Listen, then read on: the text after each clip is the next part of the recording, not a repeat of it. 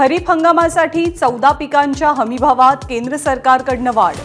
धानाचा हमीभाव आता 2300 रुपये तर कपाशीला 7121 रुपये प्रति क्विंटलचा दर।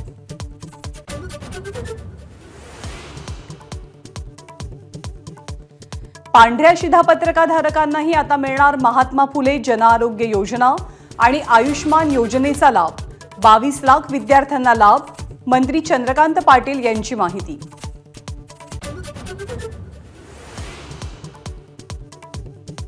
मंगळवारी पार पडलेली यूजीसी एनईटी परीक्षा रद्द।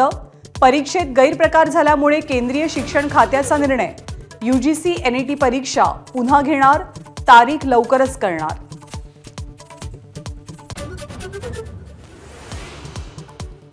यूजीसी नेट परीक्षा रद्द केल्यावर आता नीट परीक्षाही रद्द करा। काँग्रेस अध्यक्ष मल्लिकार्जुन खरगेंची मागणी। पंतप्रधान मोदींनी नीट परीक्षेतल्या घोटाळ्याची जबाबदारी स्वीकारावी, खरगेंची टीका।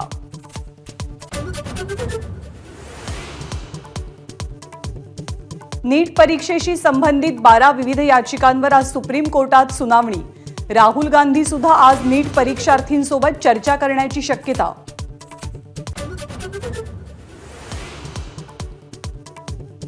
विधान परिषदेसाठी राष्ट्रवादीकडून आता अल्पसंख्याक आणि दलित समाजातून उमेदवारीची शक्यता।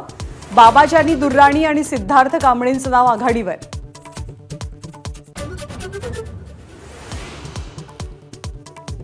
शिवसेनेला संपवण्याचा प्रयत्न केला त्या भाजपसोबत कदापि जाणार नाही।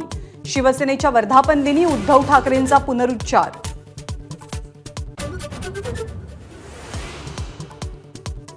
उघड पाठिंबा म्हणजे बिनशर्त पाठिंबा। उद्धव ठाकरेंचा राज ठाकरेंना चिमटा।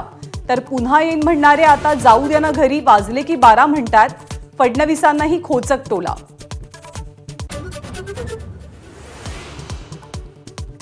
देशभक्त मुस्लिमांनी आम्हाला मतं दिली हे जाहीरपणे सांगतो, सत्ताधाऱ्यांना उद्धव ठाकरेंचं उत्तर। तर तमाम हिंदू बांधव म्हणण्याचं धाडस ठाकरेंनी केलं नाही, शिंदेंचा पलटवार।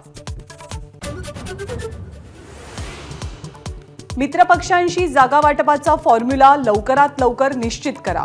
22 तारखेला पक्षातल्या नेत्यांनी सल्लामसलत करावी। दिल्लीत पार पडलेल्या बैठकीत भाजपच्या केंद्रीय नेतृत्वाची देवेंद्र फडणवीसांना सूचना। लक्ष्मण हाकेंच्या आंदोलनाविषयी सरकारनं भूमिका जाहीरपणे उघड करावी, पंकजा मुंडेंचं पत्र।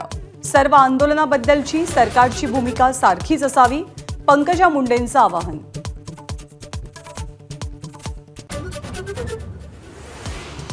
आज राज ठाकरेंचा नाशिक दौरा। विधानसभा निवडणुकीच्या पार्श्वभूमीवर पदाधिकाऱ्यांची बैठक। तर संत निवृत्तीनाथांच्या पालखीतही होणार सहभागी।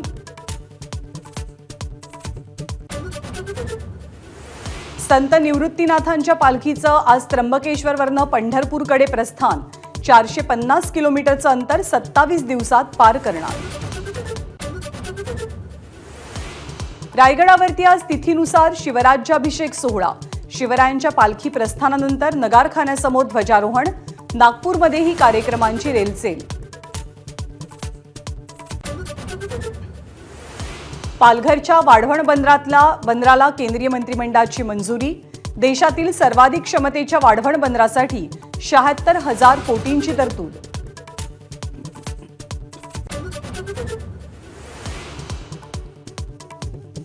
T20च्या वर्ल्ड कपच्या सुपर 8 फेऱ्यांना सुरुवात। आज भारताचा सामना अफगाणिस्तानशी। एबीपी माझा, उघडा डोळे बघा नीट।